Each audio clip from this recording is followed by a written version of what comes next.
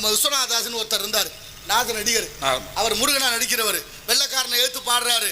ஊரான் தோட்டத்தில் ஒருத்தன் போட்டான் வெள்ளரிக்கா, காசுக்கு 2 விற்க சொல்லி காகிதம் போட்டானா வெள்ளைக்காரன்னு பாடுறாரு. வெள்ளைக்கார அரசாங்கம் காவல்துறை கைது பண்ண வந்துருச்சு மேடைக்கு. யார் அங்கே விஸ்வநாதாசு, என்ன விஷயம், கைது பண்ணணும், எதுக்கு, நீ எங்கள் அரசாங்கத்தை எழுத்து பிரச்சாரம் பண்ணுற, இப்போ நான் முருகனை நினைக்கிறேன், என்னை தொட முடியாது போயான்ட்டார். சரின்னு பொழுது விடுகிற வரைக்கும் காத்திருக்குது அந்த காவல்துறை அதிகாரிகள். பொழுது விடிஞ்சு அவர் அரிதாரம் கலைச்சிட்டு வெளியில் வர்றாரு. ராத்திரி முருகனை நினைச்சது நீ தானே, ஆமாம், உன்னை கைது பண்ணணும், எதுக்கு, நீ எங்கள் அரசாங்கத்தை எழுத்து பண்ண, பாடுனது நான் இல்லை முருகன், அவரை போய் கைது பண்ணுங்கன்ட்டார். இப்போ 2 பக்கமும் சிக்கலாகி போச்சு, என்ன பண்ணுறதுன்னு தெரியலை. கடைசியாக மீண்டும் நீதிமன்றம் போய் உத்தரவை மாற்றி வாங்குறாங்க. முருகனாக நடித்த ஐயா விஸ்வநாதாசை கைது பண்ணுறோம்னு கைது பண்ணாங்க. என அறிவு சேர்ந்த பெரியோர்களே, இந்த நாட்டுக்காக எத்தனை தடவை கைது பண்ணியிருப்பாங்க நினச்சி பாருங்க. 40 முறை சிறைக்கு சென்றவர், 29 முறை சிறைக்கு சென்றவர் ஐயா விஸ்வநாததாஸ். கடைசியாக முருகனாக நின்ற பொழுதே அப்போதே உயிர் பிரிந்ததாம். இந்த நாட்டுக்காக அப்படி பாடுபட்ட மகான்களை மறந்துட்டோம்.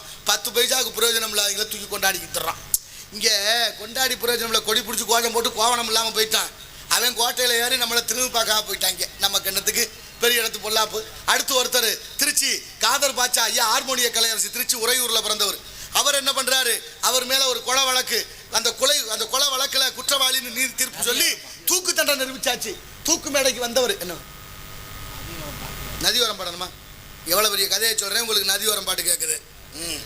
நான் வேலை மெனக்கட்டு இந்த வரலாறுகள்லாம் படித்து இந்த மக்களுக்கு விதைச்சிருவோம்.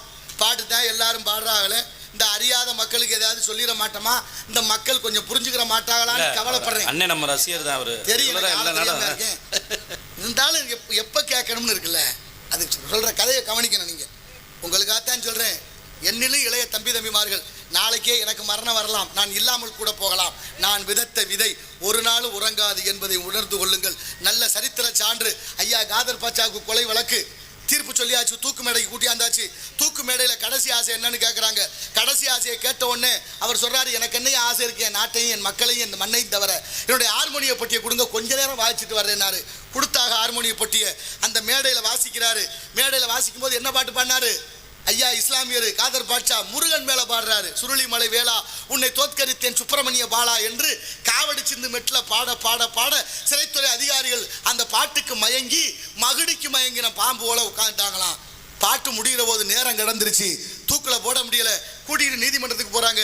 நீதிமன்றத்தில் போனோன்னே என்னன்னு கேட்குறாங்க, ஏயா தூக்கில் போட, நீதிபதி கேட்குறாரு. இல்லையா கடைசி ஆசையை கேட்டோம், ஹார்மோனிய பட்டியை கேட்டார், கொடுத்தோம், ஒரு பாட்டு பாடினாரு. அதை கேட்டுக்கிட்டு நாங்களும் மெய் மறந்துருந்துட்டா நேரம் போனோம் தெரியலேன்னா. அது என்னடா அது, தூக்கு தண்டனையை மீறி பாட்டை கேட்குற அளவுக்கு உங்களை மயக்கிருச்சு அந்த பாட்டு, பாட சொல்லு நீதிமன்றத்தில். நீதிமன்றத்தில் பாடுறாரு. நீதிபதி வெள்ளைக்கார ஆங்கிலேயர், கிறிஸ்தவர், பாடினவர் இஸ்லாமியர். பாட்டு நம்ம இந்து மத பாட்டு, முருகன் பாட்டு. பாட்டை கேட்டு கண்ணீர் விட்டு அழுதி தீர்ப்பு எழுதுகிறார். ஐயா எப்படி எழுதுறாரு, இவ்வளவு பெரிய உருக்கமான முருகனுடைய திருவருள் பெற்றவரா கொலை செய்ய போறாரு, தூக்கு தண்டனை வெற்றி பெற்றாரு. தூக்கு தண்டனை ரத்து செஞ்சதாக வரலாறு இருக்கு. ஏன் நம்ம பிள்ளைகளுக்கு சொல்லிக் கொடுக்கல, கொடுத்துருக்கணுமா வேண்டாமா? எவ்வளவு பெரிய அபாயகரமான வாழ்க்கையை வாழ்ந்து கொண்டிருக்கிறோம். ஏன் நம்ம பிள்ளைகளுக்கு வரலாறு தெரியல?